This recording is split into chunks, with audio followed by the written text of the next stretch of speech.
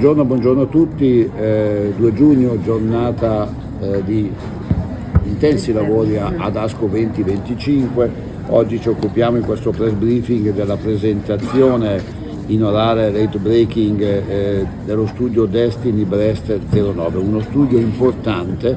e ne parliamo con alcuni dei massimi esperti. Dalla mia destra la professoressa Valentina Guarneri, direttore dell'oncologia 2 dello IOV di Padova e ordinario di oncologia medica nella stessa università, Saverio Cinieri, presidente di Fondazione AION, e Giuseppe Curignano, presidente eletto di ESMO e professore di oncologia medica all'Università di Milano. Professor Curignano, quali sono i principali risultati dello studio Destiny 09 e questi dati possono cambiare lo standard di cura in prima linea delle pazienti con tumore alla mammella metastatica 2 positivo? Lo studio Destiny 9 è uno studio prospettico randomizzato a 3 braccia per donne con tumore mammario in prima linea di setting metastatico che confronta il trastuzumab deruxtecan da solo versus trastuzumab deruxtecan più pertuzumab verso lo standard of care, che è quello dello studio Cleopatra, che prevedeva l'utilizzo di pertuzumab trastuzumab più una chemioterapia a base di taxani. L'endpoint primario appunto è il median progression free survival e il co-primary endpoint è l'overall survival. Quello che vedremo, che abbiamo visto oggi, sono solo i risultati di 2 braccia. Il braccio trastuzumab deruxtecan più pertuzumab verso il braccio di chemioterapia più doppio blocco. Quindi questo non è uno studio ancora completo. Dobbiamo attendere i risultati del braccio singolo, che è trastuzumab deruxtecan da solo, per avere formalmente il cambio della pratica clinica. Ma quello che abbiamo visto è che l'utilizzo della combinazione di trastuzumab deruxtecan più pertuzumab, in poche parole, raddoppia di 1 anno il median progression free survival. Il median PFS è vicino a 40 mesi, che è circa 12 mesi superiore a quello che è l'attuale standard of care, senza aumentare la tossicità e con un chiaro trend di overall survival. Nel momento in cui avremo il braccio del trastuzumab deruxtecan da solo, lo standard of care cambierà. Quello che è molto interessante è che il braccio di TD-Ixalon non si presentano i dati perché forse non ci sono numeri di eventi sufficienti, quindi è verosimile che da qui ad 1 anno, perché questa è probabilmente l'attesa per avere questi dati, il nuovo standard of care sarà un anticorpo coniugato in prima linea. Quindi questa è una ottima notizia per i nostri pazienti. Ovviamente si pongono una serie di quesiti che sono: quello che facciamo attualmente è interrompere la chemio dopo 6-8 mesi e poi fare un mantenimento con i 2 anticorpi. Quindi la domanda che si porrà quando questo studio verrà formalmente registrato è: dovremo andare avanti per più di 3 anni con trastuzumab deruxtecan da solo in combinazione col pertuzumab, o possiamo pensare di generare dei nuovi studi in cui interrompi l'anticorpo coniugato e mantieni? Ma questo può essere un argomento di discussione con gli esperti qui presenti. Intanto il dato che oggi viene presentato in orale a questo congresso. Professoressa Guarneri, qual è stato il contributo italiano a questo studio? Allora, devo dire che con soddisfazione che possiamo dire che l'Italia ha dato un contributo importante, perché sono stati 9 i centri sul territorio nazionale coinvolti nello studio e è veramente con soddisfazione che posso dire che il mio centro è stato il principale arruolatore in Italia, quindi questo sicuramente è importante anche riconoscere il lavoro che fa il mio staff nella proposta della partecipazione agli studi e nel cercare di essere attivi inserimento dei pazienti negli studi clinici. Io credo che questo studio sia estremamente importante per sensibilizzare sull'importanza proprio di partecipare a studi clinici, perché noi abbiamo visto stamani una PFS mediana che supera i 40 mesi a fronte comunque di un braccio di controllo che per 13 anni è stato il nostro standard, che aveva praticamente già all'epoca costituito un nuovo standard di trattamento, e quindi le pazienti che sono entrate in questo studio, quelle randomizzate al braccio sperimentale, possiamo dire che hanno avuto la possibilità molto prima del tempo di avere un trattamento che oggi noi sappiamo e abbiamo visto essere molto superiore rispetto a quello che è lo standard. Quindi io credo che questo sia un dato che potrà anche essere utile proprio per rinforzare l'importanza di partecipare a studi clinici, perché quello che oggi è il nostro standard lo dobbiamo alle pazienti che anni fa hanno deciso di mettersi a disposizione, tra virgolette, per partecipare a un trial clinico, e gli avanzamenti nel nostro ambito avvengono solo attraverso studi clinici che dimostrano che un nuovo farmaco, una nuova combinazione, una nuova strategia è superiore rispetto allo standard, e uno studio clinico è una cornice assolutamente controllata e rigorosa dal punto di vista metodologico, che garantisce la sicurezza dei pazienti che entrano in studio per poter proprio partecipare attivamente all'avanzamento terapeutico. Quindi è proprio importante ricordare alle pazienti che sono parte attiva in questo processo che porta al raggiungimento sempre di nuovi risultati, al miglioramento degli outcome per tutte le pazienti che poi arriveranno. Grazie per questa sottolineatura dell'importanza di partecipare agli studi clinici. Presidente Cinieri, quindi possiamo dire che il carcinoma mammario metastatico A2 positive sta diventando una patologia sempre più cronica, sempre più curabile? Assolutamente sì, ma la cosa più interessante secondo me è che i presenti si ricorderanno quando il compianto Baselga presentò i dati di Cleopatra alcuni anni fa a San Antonio, che ci furono interrotto da 8 applausi con la standing ovation finale, perché si pensava di aver raggiunto il massimo su quel tipo di cancro. Il cancro mammelle A2 positivo metastatico aveva avuto questo risultato splendido che noi abbiamo trasmesso e quindi somministrato ai nostri pazienti fino ad ora. Superare quel dato, che era un dato veramente interessante, sembrava complicatissimo e difficilissimo. Quello che oggi, 2 giugno, festa della Repubblica d'Italia, è stato mostrato qui a Chicago è il superamento dello studio Cleopatra. Come diceva giustamente il professor Curigliano, attendiamo ancora un braccio per poterlo dire, ma in fondo il confronto diretto fra il braccio dello studio Cleopatra, il braccio vincente dello studio Cleopatra, e il nuovo braccio con trasfusione deruxetano e pertuzumab ha fatto sì che possiamo parlare ancora di nuova era, e questa si riverbera sulle pazienti, visto che Fondazione AIOM si deve occupare e si occupa dei rapporti con i pazienti. Si riverbera sulle pazienti perché dare ancora mesi in più un raddoppio del DFS su queste donne che hanno un cancro della mammella metastatico, e ribadisco, il DFS del Cleopatra non era sicuramente un DFS da non considerare molto innovativo, è un vantaggio per le pazienti, è un vantaggio per gli oncologi medici, è un vantaggio anche per come gestiremo i rapporti con le donne affette da cancro della mammella metastatico A2 positivo nei prossimi mesi, perché il trasfuso deruxetan è entrato nella pratica clinica quotidiana, quindi gli oncologi medici lo sanno maneggiare. Le tossicità di cui si è tanto parlato anche nelle conferenze stampe dei precedenti congressi internazionali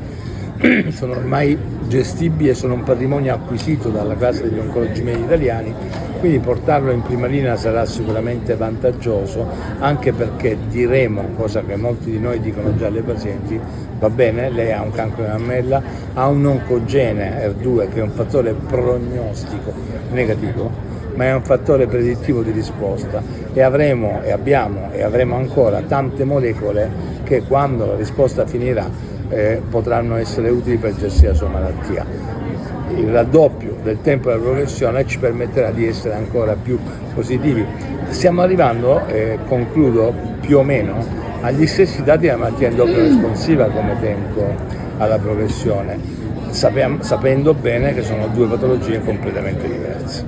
Giuseppe, ma qual era la qualità di vita delle pazienti trattate con questo anticorpo farmaco coniugato? Allora, nello studio Destiny 9 non sono stati presentati dati di qualità di vita, però negli altri studi dove il trastuzumab deruxtecan è stato utilizzato, faccio l'esempio del Destiny 3 in seconda linea, l'utilizzo del trastuzumab deruxtecan ritarda in maniera clinicamente significativa il deterioramento clinico dei pazienti, dà delle risposte rapidissime in meno di 2-3 somministrazioni e quindi impatta in maniera significativa sulla qualità della vita dei pazienti. Questi sono pazienti che hanno tumori molto aggressivi biologicamente, spesso con metastasi viscerali, anche con metastasi cerebrali, quindi una rapida risposta e un controllo di malattia corrisponde sempre a un miglioramento netto della qualità di vita. Questo è un elemento importante, Valentina, ma è importante sottolineare e spiegare alle donne che è importante che tutte le donne con tumore al seno metastatico o meno siano curate all'interno della breast unit. Sì, io credo che questo ce lo diciamo da tanti anni, ma purtroppo ancora dobbiamo riconoscere che ci sono pazienti che in realtà non iniziano il percorso nel posto più adatto, e oggi la complessità è tanta, e anche se guardiamo anche solo semplicemente alla fase diagnostica abbiamo nuove tecnologie, nuove metodologie con diversi livelli di sensibilità e specificità che richiedono un occhio trainato, un occhio attento. La diagnostica patologica è sempre più complessa, abbiamo sempre bisogno di informazioni più precise. Oggi c'è tutto un algoritmo che si delinea sulla base di test molecolari che non possono essere fatti in tutti i centri, c'è bisogno di controlli di qualità, c'è bisogno di un accreditamento per dare dei risultati che siano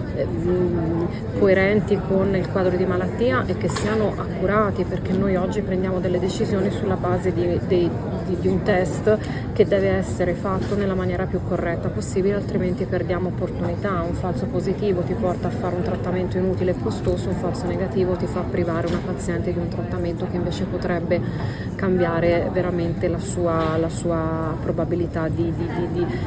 sopravvivere, di avere dei trattamenti efficaci e di avere un controllo di malattia anche duraturo. E ci sono poi tantissimi aspetti legati alle collateralità che diventano quindi agli aspetti che oggi noi immaginiamo solo legati alla survivorship dei pazienti trattati a intento curativo, ma quando noi abbiamo pazienti che in fase metastatica vanno avanti 40 mesi di mediana di progression free in prima linea, vuol dire che questo è un paziente che mi aspetto che viva altrettanto, forse addirittura di più. Quindi noi oggi già con i vecchi trattamenti abbiamo una quota di pazienti che vive più di 10 anni con la malattia metastatica. In questi pazienti tutti gli aspetti di survivorship devono comunque essere tenuti in considerazione, e solo un gruppo trainato che ha tutte le discipline al suo interno può davvero farsi carico della paziente in tutti gli aspetti. Abbiamo visto anche in questo ASCO dei dati importanti su alcuni farmaci che possono impattare sul metabolismo glucidico, quindi il controllo quindi diventa importante la selezione dei pazienti, diventa importante anche l'alimentazione, perché comunque l'attività fisica, l'alimentazione, il controllo glicemico sono tutti degli aspetti che sono parte quotidiana del nostro lavoro, ed è difficile. Io personalmente devo affidarmi a dei consulenti perché ci sono degli aspetti che non possiamo noi gestire in prima persona,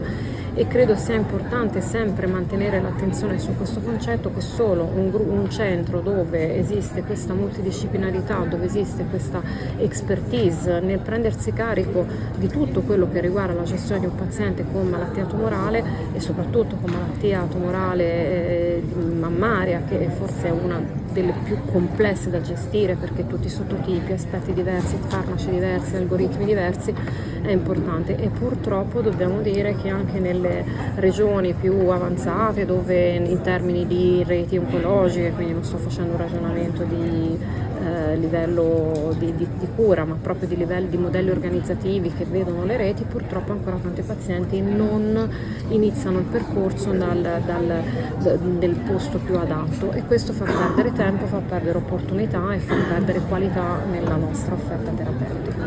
Ecco, sapete, è importante questo aspetto che citava Valentina, cioè il tempo è una variabile importante e bisogna studiare percorsi che siano in qualche modo codificati e che siano omogenei sull'intero territorio nazionale. In questo senso le reti oncologiche possono fare la differenza, però è anche giusto dire che alcune reti ci sono solo sulla carta. Beh, diciamo, anche se è politicamente non corretto, le reti, alcune sono solo sulla carta, alcune reti storiche arrancano per tutta una serie di motivi che non è il caso qua di specificare, alcune reti emergenti, soprattutto al sud, hanno fatto dei passi avanti da gigante, per esempio quella della regione Campania. Come sempre sono gli uomini che fanno le realtà. Non nascondo il fatto che aver affidato la rete della regione Campania a un oncologo medico ha fatto sì che abbia fatto passi avanti impressionanti, ma è anche il vantaggio di una rete che è nata dopo le altre, quindi ha preso le cose buone che le altre hanno sperimentato negli anni. Lavorare in rete è utile, lo diceva prima la professoressa Guarneri. Non possiamo immaginare che in ogni oncologia del nostro territorio ci sia il nutrizionista adatto per ogni tipo di patologia o il medico dello sport adatto o il fisioterapista. È improponibile, non abbiamo ancora gli psico-oncologi in pianta organica e clinical study coordinator, per cui dobbiamo fare un tipo di ragionamento, però metterli in rete può aiutare. E può aiutare soprattutto, e questa è l'importanza di questa conferenza stampa, la disponibilità che i media hanno a raccontare quelli che sono sicuramente le possibilità che emergono. Lo dico sempre, parlare di fumo di sigaretta come causa di cancro dovremmo averlo capito tutti, ma parlare di dieta alimentare, come abbiamo fatto anche durante questo anno, di attività fisica, di miglioramento delle condizioni generali di ognuno di noi e soprattutto dei pazienti, è una cosa su cui secondo me c'è ancora molto da lavorare sia da parte nostra che da parte dei media. Ma è un progetto, è un processo ineluttabile, nel senso che si è incominciato a parlare di stile di vita e alimentazione al cancro 12-13 anni fa e ancora dobbiamo continuare a parlarne, perché non possiamo immaginare che questo tasso di incremento di casi del cancro della mammella nel nostro paese prosegua sempre così a lungo. 53.700 casi l'anno scorso, per fortuna molti sono casi precoci, pazienti che devono fare una terapia blanda, pazienti che sono guarite e che hanno l'88% di possibilità di essere vive e libere da malattia a 5 anni, ma ci sono quelle con malattia metastatica dell'Amblè, ci sono ragazze giovani sotto 30 anni con malattia metastatica dell'Amblè. Allora tutto questo deve farci ragionare. Il nostro lavoro non finisce soltanto nella presentazione di questi splendidi dati che aiutano, ma continua nell'attività di tutti i giorni e nel tempo che dobbiamo dedicare ad avercelo nel rapporto con i pazienti. Quindi se i media ci aiutano, visto che funzionano molto come valvola di informazione anche e soprattutto quando sono presenti sui social, noi dobbiamo essere solo grati. Giuseppe, poi lasciamo spazio al dibattito. Questa classe di farmaci, cui appartiene al Trastuzumab deruxtecan, è una classe di farmaci innovativa che è davvero con un meccanismo d'azione stimolante e interessante. Sì, si tratta degli anticorpi coniugati, sono dei farmaci che utilizzano l'anticorpo come un cavallo di Troia che si lega al recettore sulla superficie della membrana cellulare, in questo caso l'ER2, e quindi porta il chemioterapico direttamente all'interno della cellula tumorale con un meccanismo di endocitosi. È una classe di farmaci che sta rivoluzionando il trattamento del tumore mammario e di altre patologie. Ricordo che ieri abbiamo dato i dati del sacituzumab govitecan nella malattia triplo negativa, il trastuzumab deruxtecan è approvato nei tumori ER2 positivi in modalità agnostica, secondo l'FDA, in Italia solo per il tumore mammario e il tumore gastrico, e non dimentichiamo anche le altri anticorpi coniugati come l'enfortumab vedotin approvati per il tumore della vescica.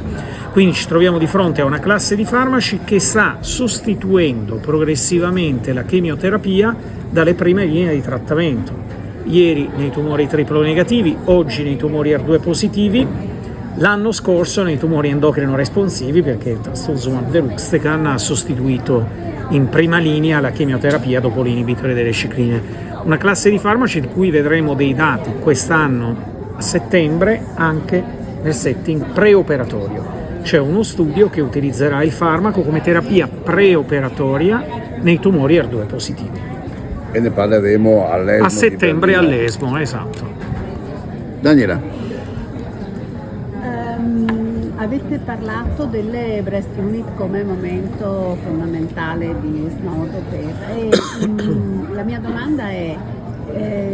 i medici di medicina generale sono consapevoli dell'esistenza di questi presidi? Informano sufficientemente le pazienti per quella che è la vostra esperienza clinica? Oppure le pazienti arrivano e non sanno bene che cos'è una breast unit, dove devono andare, eccetera? Sì. Vai. Allora, devo dire che non è il concetto è che ci sono due canali di accesso diversi, per cui le pazienti che fanno regolarmente lo screening generalmente vengono poi agganciate a una breast unit, e questo è abbastanza assodato.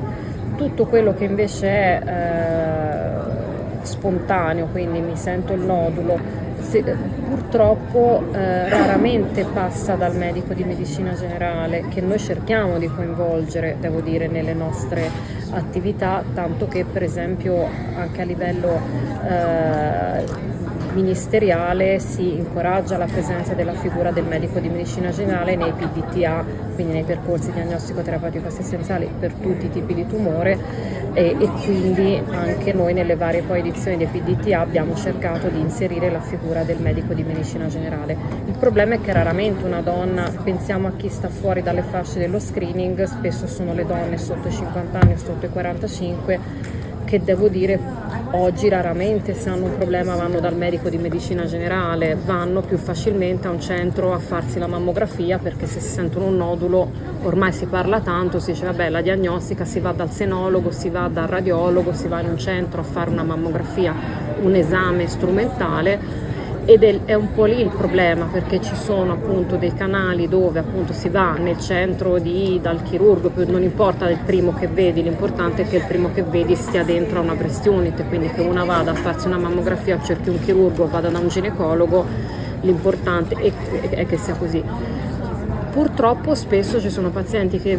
vanno nel primo centro vicino a casa, che magari non ha la possibilità di fare la biopsia, che poi magari invia a un altro centro per fare la biopsia, e quindi c'è una frammentazione dei momenti diagnostico-terapeutici, che spesso porta a dei ritardi o a fare cose che non sono direttamente o strettamente necessarie, e che poi quindi duplica la necessità di ripetere esami, ripetere cose, e quindi stiamo cercando di lavorare perché ci sia proprio una possibilità di comunicazione diretta. È anche vero che facciamo mea culpa, non è semplicissimo che il paziente che si sente un nodulo abbia una risposta immediata da un centro, se non si creano davvero dei canali con dei numeri verdi o dei canali anche di accesso diretto, che però richiedono personale formato, perché è chiaro che non puoi nemmeno far arrivare direttamente a un centro di terzo livello, una breast unit, a un centro di un certo tipo, chiunque ha mi sono sentita qualcosa che non va a livello mammario, quindi ci vanno dei filtri e bisogna lavorare tanto su questo, e bisogna anche creare dei rapporti di fiducia reciproca, che se un centro sa che non è breast unit, se vede una paziente con un sospetto clinico, quindi l'esame negativo va bene, l'esame col sospetto clinico dovrebbero essere proprio questi centri che inviano dove esistono le breast unit, e dove esistono le breast unit che sono comunque certificate. Ecco, questo punto è fondamentale, ma lo riprendo dopo. Volevo aggiungere un po' di cose. Valentina ha detto alcune cose importanti, tutto importante, alcune cose più importanti dal punto di vista pratico. L'accesso. Il medico di medicina generale ha bisogno sì, e sente la necessità meglio di un accesso diretto. Nella rete oncologica pugliese noi abbiamo fornito nei 17 centri che si chiamano CORO, Centro di Orientamento Oncologico, quindi riguardano tutte le patologie, non soltanto il tumore mammella, un numero che è un numero, c'è un numero verde regionale, ma c'è anche il numero di ogni ospedale. Lì arriva la telefonata o del medico di famiglia,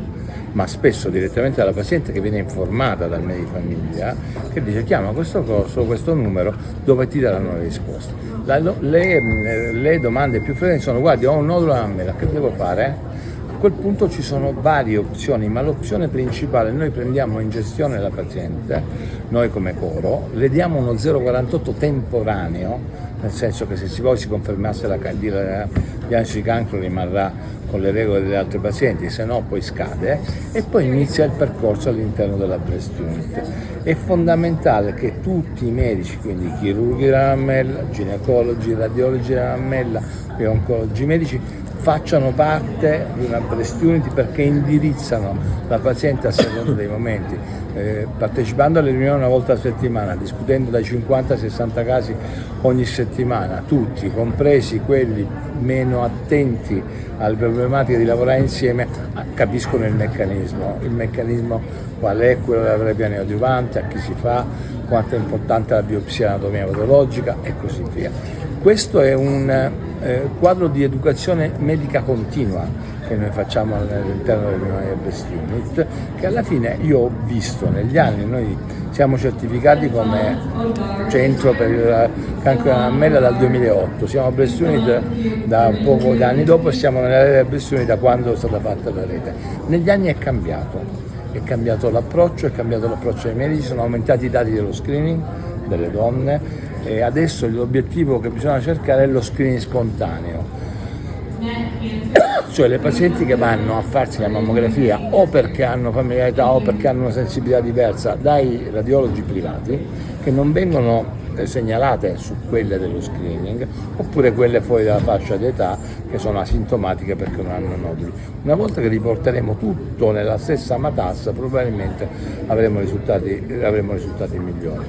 I medici famiglia si coinvolgono soltanto dandogli un accesso semplice e diretto. Per quanto riguarda i centri che non fanno parte della Breast Unit e che sono oncologia o chirurgia, questo è un altro grande problema, perché succede a tutte le latitudini che il chirurgo che ha il bisturi opera una donna anche se non fa parte della Breast Unit. Lì c'è solo un sistema, a mio modo di vedere, per bloccare questa malpractice, la definisco io. Non pagare il DRG ai chirurghi, o meglio alle strutture in cui operano chirurghi che non fanno parte della Breast Unit. Se non c'è il rimborso, alla fine questa cosa va in lenta risoluzione. Lenta. Giuseppe, siamo in chiusura. Questo studio conferma e come hai detto vedremo anche dati più avanti l'utilità di questi farmaci per migliorare in un setting complesso come il paziente metastatico la situazione. Cosa ci aspetta nel futuro?